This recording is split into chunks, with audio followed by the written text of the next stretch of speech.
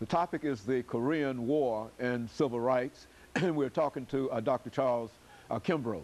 Dr. Kimbrough, let's move you into your collegiate education. As a matter of fact, I think that you've already indicated that there was never a real tradition among your family, being a rural family, to think in terms of education, especially higher education. How did you become involved in higher education? Well, after finishing grade school, I wanted to go to high school and told Papa that I did. And he reminded me that somebody had to stay there to help on the farm. And of course my two older brothers had left. And I looked around for somebody and I only saw myself. And though I stayed on the farm 2 additional years after finishing grade school prior to starting the high school. And speaking of the Army, I went to be drafted, and of course because of a childhood accident, I was not accepted, and so I was 18 at that point. So a bus started coming within a mile of our house, and for colored people, or white people apparently, I thought it was a pretty good thing at that point to that colored people should have an opportunity to go to high school 10 miles away. So I got on this school bus at that point and started the high school. And went for 2 years, good student, taking in consideration sometime I was out of school 2 or 3 days a week instead and in school 2 or 3 days. I kept up. In fact, there were people who would say, "Oh, cuz you made the honor roll. You're on the you're doing all right." And after 2 years, of course, I'm almost 20 years of age.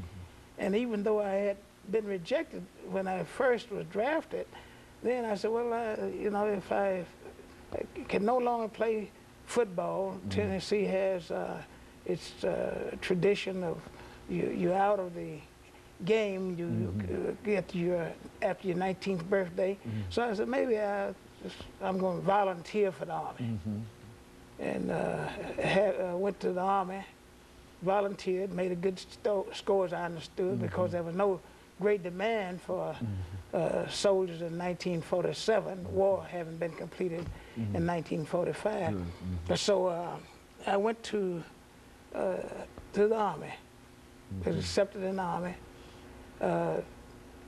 in Korea twice, and then after that went to Tennessee State and subsequently Tuskegee.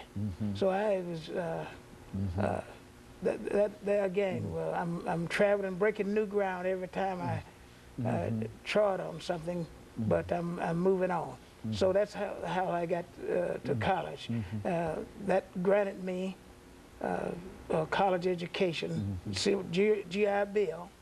I had some pretty high sights. Somehow I didn't know how I was going to get there.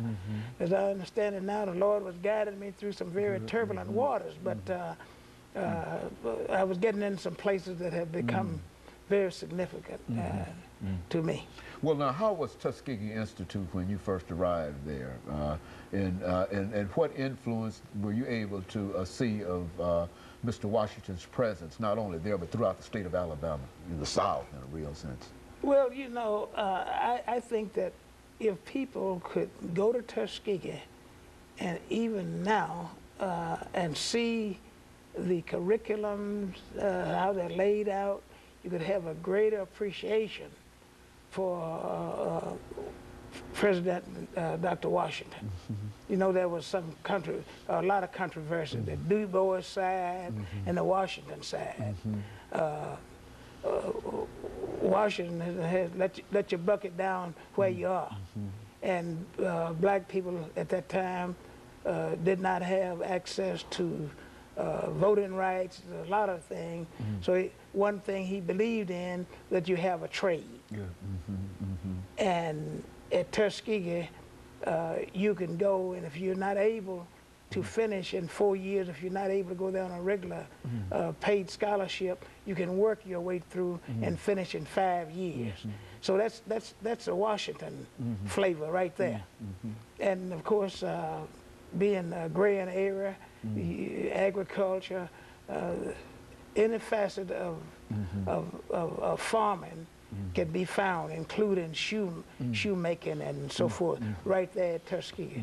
So it is a great legacy for people to see what was taken by Dr. Washington in terms of opportunities and given to the mass of the people. You know, one of the features that you see on Tuskegee right now is the veil of ignorance being lifted from the face of the person, ex-slaves. So that's a part of the flavor right there. And all of that had a tremendous impact, even on you in 1947, many years after after Washington himself. Well, I went to Tuskegee to the School of Veterinary Medicine in 1956. And that was a critical time because the NAACP, speaking of the NAACP, it was disenfranchised from the state of Alabama. That should tell black people now, if you want to know what the NAACP does or what it has done, it shows you that it was the kind of force that people who could just make their own laws almost on technicalities. You know, you don't reveal your membership roll, then you're not registered in the state of Alabama. You know, we're disenfranchised. You can't operate. So that made Tuskegee, being as heavily as it was with black population, a greater force because you had people there thinking, how are we going to get out of this abysses of racism? So you have organizations coming into being like the Tuskegee Civic Association, which Dr. Gomillion headed for so many years and dealt with the gerrymandering, for instance. That's one thing. Tuskegee, unlike any other county probably in the... Dr. Kimbrough, let me interrupt for this second commercial break, and after which we'll come back and then we'll allow you to continue this conversation. And of course, we'll be back with our audience following this very, very short commercial break.